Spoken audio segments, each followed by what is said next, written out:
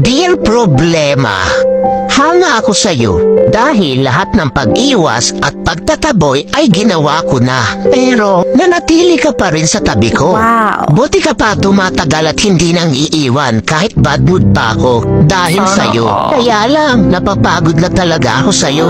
Pwede bang tantanan mo na ako? I-give up mo na ako, please. Mag-break na tayo, problema.